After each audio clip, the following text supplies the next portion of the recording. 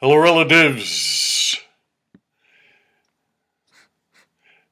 This week I stand before you in a t-shirt. I stand with the Standing Rock tribe in resisting the Dakota Pipeline and preserving our land and water.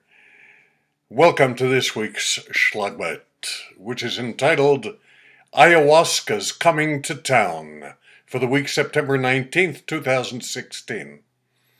2 weeks ago, the New Yorker magazine featured an article about the Amazonian hallucinogen ayahuasca, which is fast becoming the drug of choice for psychic explorers in the current age. This profoundly mind-altering mixture has been brewed by indigenous shaman here in the Amazon for millennia, and it's used in a complex ceremonial ritual that's been handed down from generation to generation. There are detailed instructions for harvesting and preparing the mixture, the singing of ancient songs while the medicine steeps and becomes filled with the words and spirit of the ancestors. I took it once when I was in the Amazon jungles of Peru on my continuing quest for awakening. It took me a day going up the Amazon in a dugout canoe to reach the Kokama village, where I saw a shaman descended from a long line of practitioners who grew and prepared the medicine himself.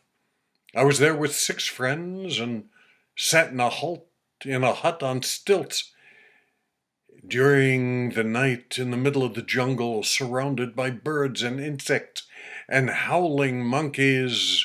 The experience was intense and one of the most astounding learning experiences in my life, but it is not one I would like to repeat. I've written about it in some detail in my book Kindling Spirit, but the profundity of that experience was my understanding of what it meant to truly give up control of your entire being and trusting that somebody other than myself could help me through the night. But today's ayahuasca experience is a trendy, happening place to be. In New York and San Francisco, you can find such a gathering as easily as you might find a specialty coffee shop.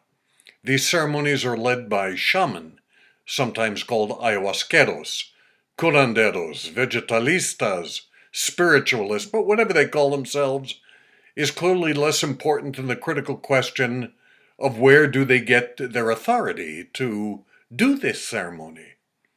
I've worked with indigenous people for most of my professional life, and in my experience, when a sacred ceremony becomes trendy, it loses its holiness. The ritual becomes modified for public consumption. It can be performed by anybody who claims the authority. And in this context, somehow the ceremony is diminished in its power. When you desacralize the sacred, it becomes easier to abuse it, and then bad things can happen.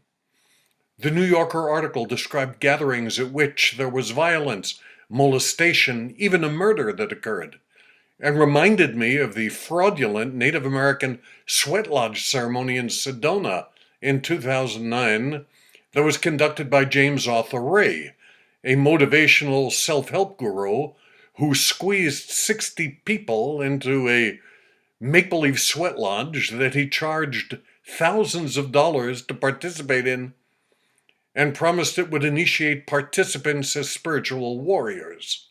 3 bright, well-educated, competent people in the prime of their lives were left dead in that faux ceremony. I'm not saying ayahuasca doesn't possess awesome power for revelation, but it's important to choose carefully those who are telling the story. You want to find out as much information as you can to protect yourself against charlatans, and I encourage you to visit seeksafely.org, an organization founded by the family of Kirby Brown, a young woman who was one of the 3 who died in that sweat lodge tragedy. It's a great forum to talk about who and what is real and what's make-believe. Let's talk to each other about who they are and what's happening, and choose wisely who you want to accompany you on the healing journey. So I greet your relatives. I say this for all my relations. Take care of yourself on the journey. Stay connected. Mitakuye. I say this for all my relations. Have a great week.